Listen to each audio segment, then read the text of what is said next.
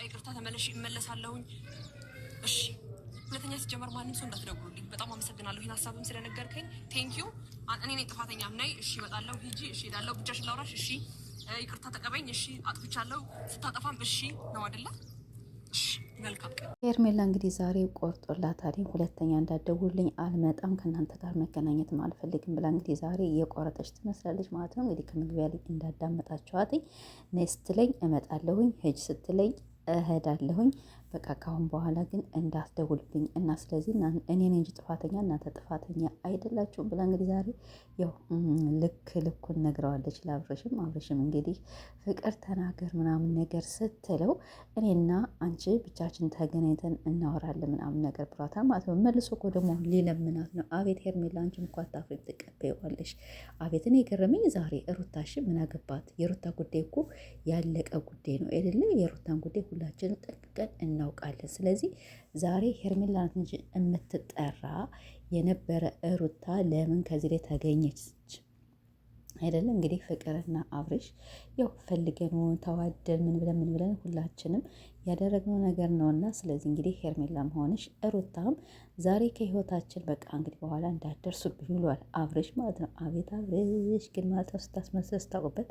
ፍቅርዬ ግን ይመችሽ ማለት በጣም ነው የምትችይ፣ በጣም ጎበዝ ነሽ፣ በጣም ጀግና ነሽ። እናው ሽሚት እኛም ባለፈው ተነግረናል። በነገራችን ላይ ባለፈው ብቻ ሁሌ ነው የምንናገራ አንቺ ባጣ ቆይኝ አትሆኚ። አብርሽ ሲፈልግሽ ትመጭለታለሽ፣ ካልተፈለግሽ ደግሞ በቃ አልፈልግሽም ብሎ ደግሞ ቀለበት እስከ ማውለቅ ድረስ። አሁን ቀደም በሩታ በጣም ብዙ ነገር ተፈትነሻል አይደለ? ያው የሰው ትዳር ስለወሰድሽ ነው።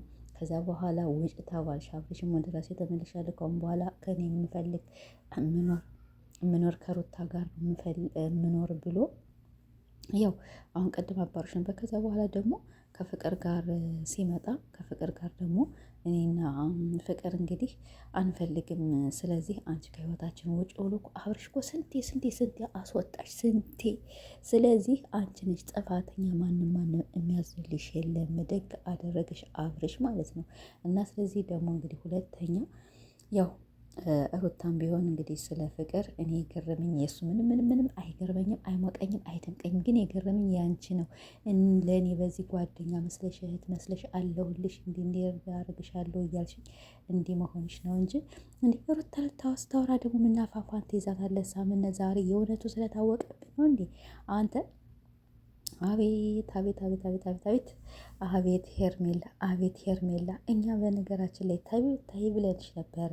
ባጣ ቆይኝ አትሁኝ፣ የራሽን ኑሮ ኑሪ። አብርሽ ባልም አይሆንሽም፣ ጎረቤት አይሆንሽም፣ እንዲሁም ምንም አይሆንሽም ብለንሽ ነበረ። እንግዲህ ያው ደግ አርጎሻል፣ ጥሩ አደረገሽ ማለት ነው።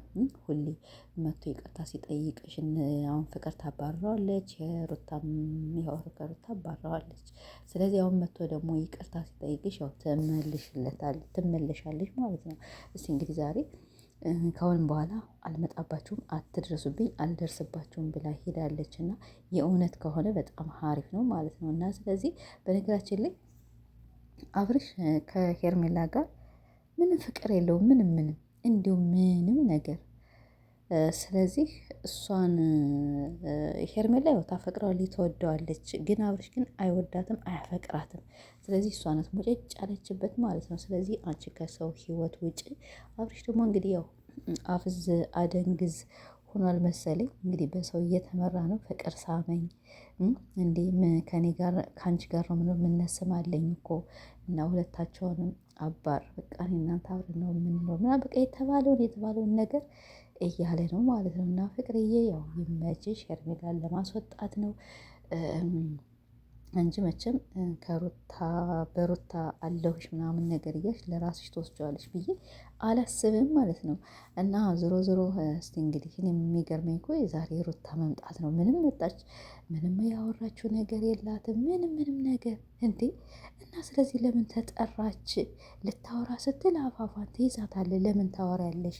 በቃ እኔ ከአንቺ ጋር መኖር አልፈልግም አይደለም። ስለዚህ ሄርሜላ እንጂ መጠራት ያለባት ፍቅር ማለቴ ሩታ ከዚህ መገኘት የለባትም ነበረ። ዞሮ እስቲ መጨረሻው እናያለን። እንግዲህ ፍቅር ለራሷ አልተወስድ ነው ወይስ እንግዲህ እንደዚህ አድርጋ ለሩታ ልትመልስላት ይሆን? ግን እንደዚህ በግድ የተመለሰ ባል ቢቀር ይሻላል። ከዚሁ ከሄርሜላ ጋር እንደፈለገ ይጃጃል፣ እንደፈለገ መሆን ይችላልኝ። እና ሩታዬ ያው ይመችሽ፣ ያጣፍጥላችሁ፣ ፍቅራችሁ እስከ መጨረሻ ያደርግላችሁ ብለው ልክ ልካቸውን ነግራቸው ሄዳለች። ሄርሜላ እንግዲህ አልመለስም፣ ሁለተኛ ካንተ ጋርም አልፈልግም፣ አትደውልብኝ ብላ ተናግራለች። በሌላ ቪዲዮ